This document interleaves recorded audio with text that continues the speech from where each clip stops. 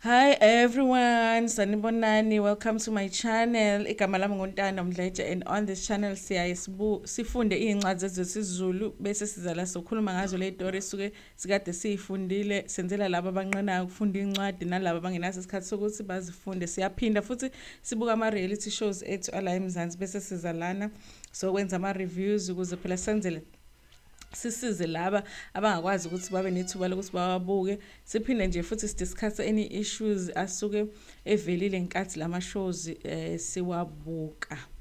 Namhlanje na ke senza ishow entsha lana. It's not a new show ngoba it's a new season, but it's not a new show. Ukuthi ngathi bayirevampile baze baletha ngisho ipresenter entsha.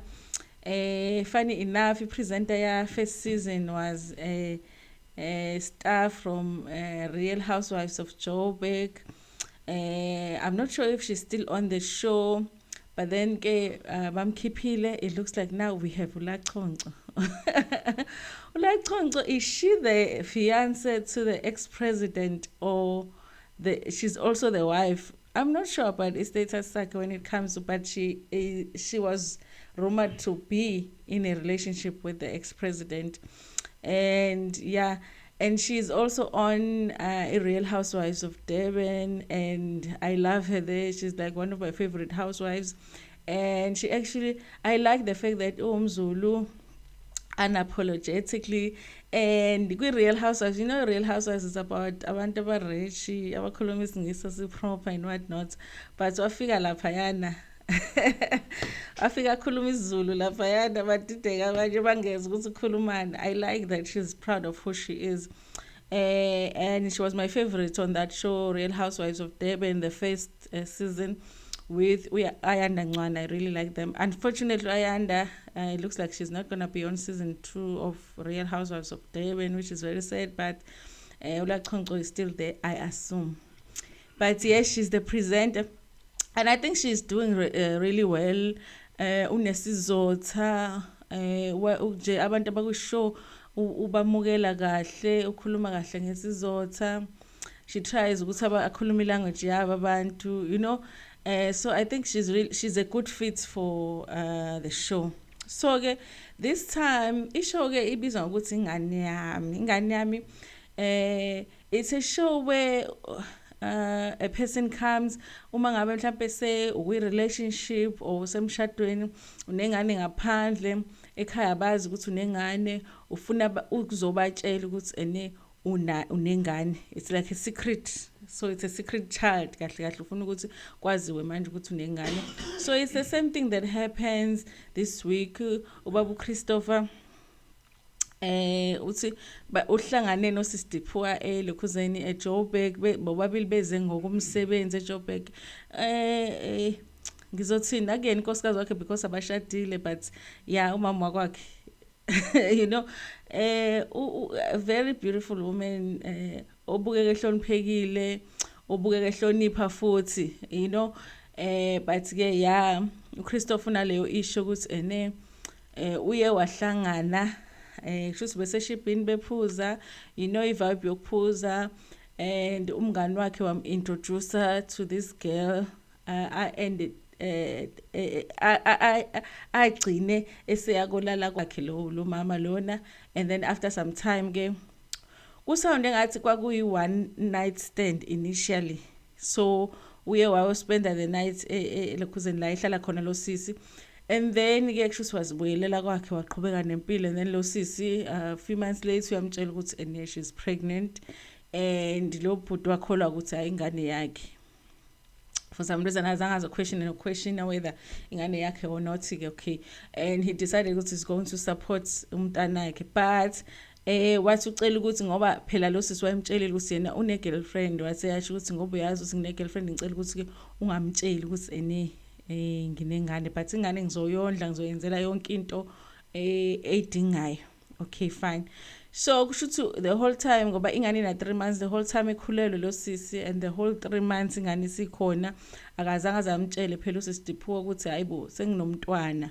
And now as isikhathi sihamba, it's becoming more difficult ukuthi amtshele now ukuthi you know what, nginengane phela with omunye umuntu, and bahlala ndawonye, and ungathi usisiphiwa unebusuku abusebenzayo kwesinye isikhathi, so uyasho lana ngoba ubembuza uLachoncho ukuthi when do you see this woman, ngoba usanda ngathi with uDiphiwa you are always together. Lo umbona nini? Athi no, ngiye kolala kwakhe and ngihambe ebusuku engeke uDiphiwa bese ngibuya ngo4 ekseni before afike endlini. So it sounded like uDiphiwa sometimes wenza ama night shifts, and athi manje inkinga anayo is that lo sisi uye wantshontsha ifoni yakhe, lo bhodi usisi being abamshonga igama lakhe, uma wengane uye wantshontsha ifoni yakhe, wantshontsha efonini yakhe wantshontsha inamba kaDiphiwa. Now umblackmaila ngayo ukuthi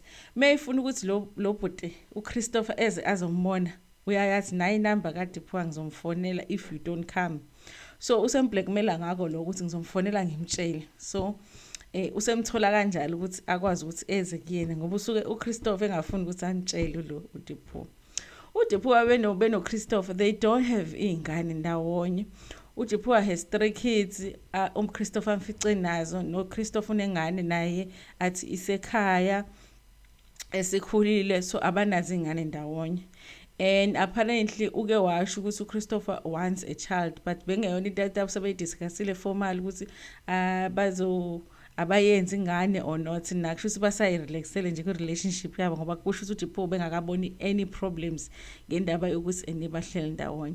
So uLachoncho is there, or should I say the show is there for support to whoever osuke elokhuzana osuke ecelile usizo, because uChristopher has asked for help ukuthi akwazi ukuthi ayotshela uDiphiwa ukuthi he has ingane outside of their relationship.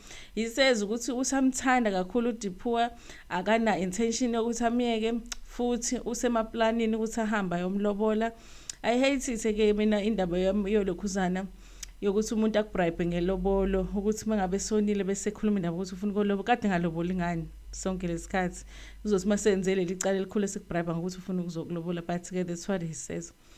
I like indaba yeshow ukuthi as much as bedila ne-issue that is infuriating because it affects it's into enjalo, it's abusive to a woman in a relationship, but they do their best. uLachoncho did her best ukuthi she was not judgmental to ulokhuzana uChristopher, but I feel like she was trying to hold his feet to the fire to say ukuthi akuyona into right le oyenzile, and are you going to be able to answer this and this and this question before siye kuDiphiwa, and what are your intentions ngaye before siyokubekela udaba lwakhe kuyena. So I like that about the show. Abampresent umuntu as umuntu omubi, even though enze into. So and then there's a friend abambizayo, ufriend kalo baba okuyena introduce uChristopher to the side chick or a baby mama ke. So I don't know what the point of bringing that friend was, because lo mngani futhi akuyena umngani owaziwa uDiphiwa was the first time meet ngenkathi sebefika bezomtshela the news. So angazi ukuthi what was the intention of the show, or ngoba ishow isuke there for the person who is going to confess. Maybe they feel ukuthi they need to bring someone to support that person, angazi, but I didn't see a need of that friend, especially being it ukuthi he is one of the people aba-influence uChristopher ukuthi to get into a relationship with the other girl. So bayafika ke laphayana. I don't know if it's their house that they go to or it's a neutral place esuke ibhukwe uMzansi Magic. If it's their house, it was a very beautiful house, phakathi and everything. So and then they come. uLachoncho asked about their relationship. Usisi sounded like she's happy in a relationship. She's happy to have found someone who has accepted her and accepted her with her kids. We know as women ukuthi kunzima ukuthola umuntu who can understand ukuthi unengane and your children come first and also help you unika lezo ngane. So she's happy, akaboni inkinga kwi-relationship yabo. And then she sounded like she was in love with him, shame, which made the thing even harder to go ahead and deliver the news to her. And then uLachoncho gave Christopher opportunity to tell the truth, and then waseyasho ukuthi unengane and chaza ukuthi na 3 months. And obviously Tipua was not happy. Like any other woman, I don't think any woman would be able to accept that so easily, because she's like, so someone, I've been with you every night, when do you see this person, and nanokuthi, if you see her, even though I feel like you are with me all the time, but you are still able to see her, you see betrayal lapho ukuthi udoja kanjani to see this person. Nanokuthi the whole 9 months ekhulelwe wakwazi ukuyicashisa lento, even esebelethile. It's like usena 3 months khani uzongitshela, can I really trust you after this? I think her reactions were reasonable. Really, I mean, how else was she supposed to react? She wasn't happy about it. I hated the ukuthi uLachungu asked her ukuthi, does she forgive him? I mean, I don't think it is ilokhuzana ishowe kanje. You can tell umuntu the news ezinkulu kangaka, and then on the same day expect ukuthi they will be able to make a decision about that relationship. But I think maybe as a presenter, she's instructed to, which at the end of the day, this is the purpose of the show, is to make sure when we leave, there's peace between abantu laba esuke sikade sikubona. Maybe that's the purpose of the show. So she has to make sure everything is peaceful mabehamba, abantu abasalibelwa afterwards, because she did emphasize, because you know what, I know he did something wrong, but from my conversation with him, he sounds like he really is he really loves you, and he has intentions of staying with you. He has no intentions of leaving you. In fact, he says ukuthi uzohamba yolobola ngo-August.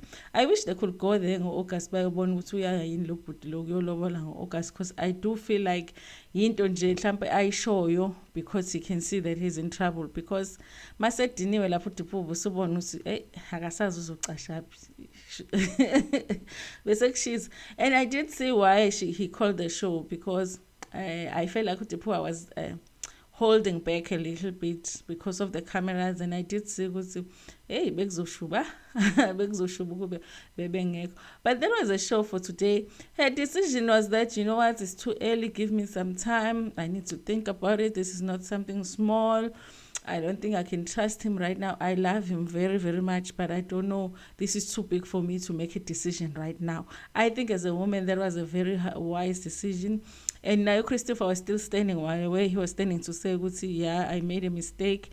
I do understand your feelings about it, but I just wanted to know that I love you and I have every intention to still marry you. But guys, don't go doing rubbish there and then come back to promise us marriage. Marriage is not everything to us.